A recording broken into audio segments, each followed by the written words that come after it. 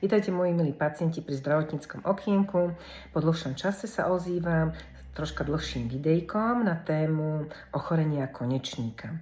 Prečo práve ochorenia konečníka? Všimla som si, že mnohí z vás sa hanbíte o týchto ochoreniach hovoriť a preto chcem troška prelomiť to tabu, že je potrebné o tom hovoriť, ak máte problém s konečníkom. Je treba teda, aby ste to so svojím lekárom zdieľali, aby ste teda porozprávali, čo vás trápi a aby sme následne mohli zahájiť nejaké vyšetrenie a liečbu. Dostala som dneska takýto krásny materiál o hemoroidoch a chcem ho s vami zazdieľať. V podstate, čo sa týka konečníka, tak je to posledná časť hrubého čreva. A v tejto oblasti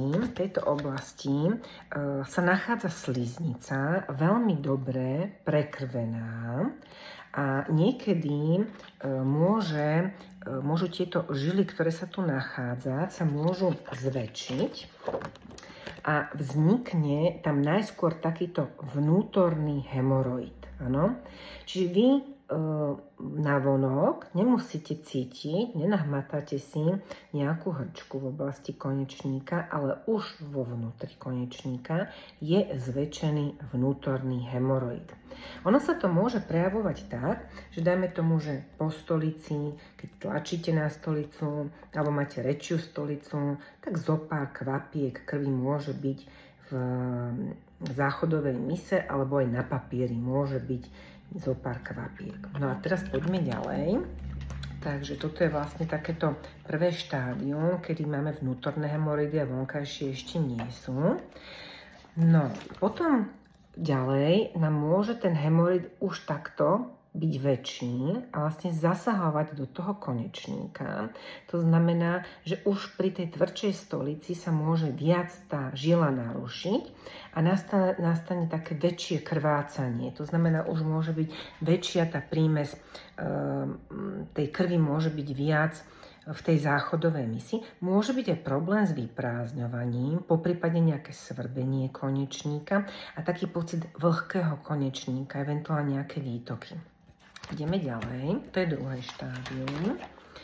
Ideme do tretieho štádia. Takže pozrite sa, to tretie štádium, že ten hemoroid už je veľký, už zasahuje skoro k okraju konečníka.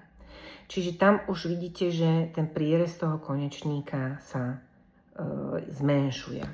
No a aké sú vlastne ťažkosti pri tomto treťom štádiu? Tak je to také výraznejšie krvácanie, výraznejšie svrbenie, môže byť až také špinenie, áno, v oblasti teda toho konečníka, čiže na tom spodnom prádle si môžete niečo nájsť.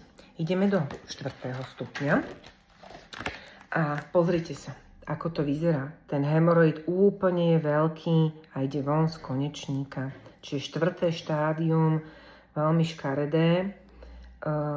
Už teda v podstate vidíme, že už si nahmatáte ten vonkajší, ten vnútorný hemoroid, už vám vychádza von z toho konečníka. Čiže je to úplne trvalý diskomfort, nedá sa poriadne sedieť, proste cítite, že v oblasti toho konečníka je nejaký problém, môžete mať bolesti, môže to výraznejšie krvácať a dokonca môže nastať nejaký zápal toho hemoroidu, alebo aj môže nastať nejaká trombóza, že sa tam vytvorí krvná zrazenina. Čiže už potom tento 4. stupeň, ak sú tam nejaké komplikácie, už to rieši chirurg.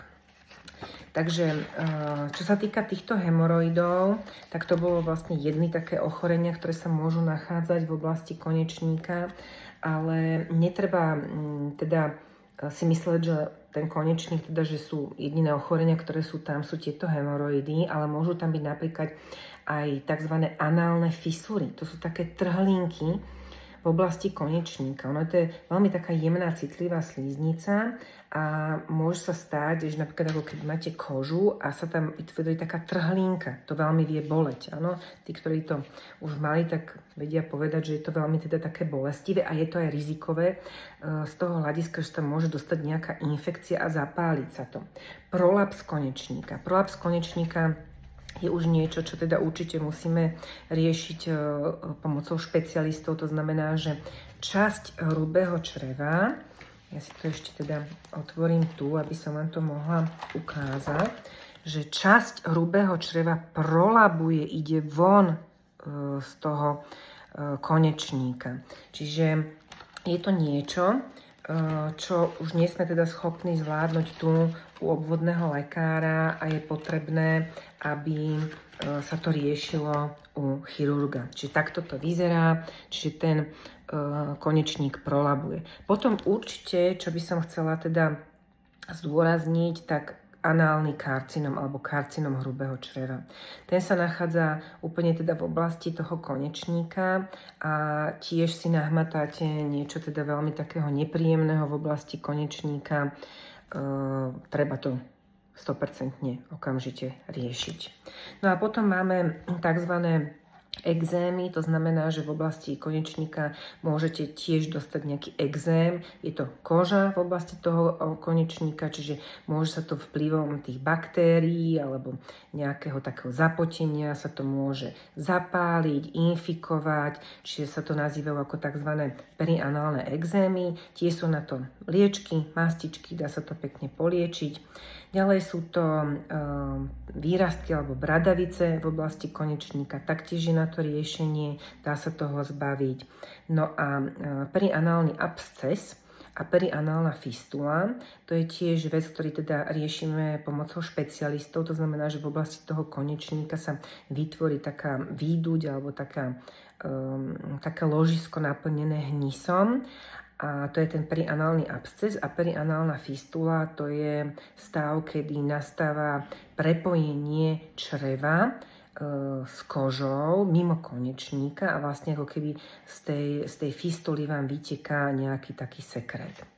Takže moji milí pacienti, vybrala som si dnes takúto tému. Možno, že nie pre každého je to príjemná téma o tom rozprávať, ale chcem vás tak povzbudiť, že v podstate u lekára sa netreba hanbiť. To znamená, my sme tu preto, aby sme si vás vypočuli a hociaký teda problém, ktorý sa týka aj takejto, možno, že pre mnohých intimnej oblasti, ako je konečník, aby ste sa nás dôverili, aby sme mohli podchytiť veci včas a následne ich teda riešiť a liečiť. Prajem krásny deň.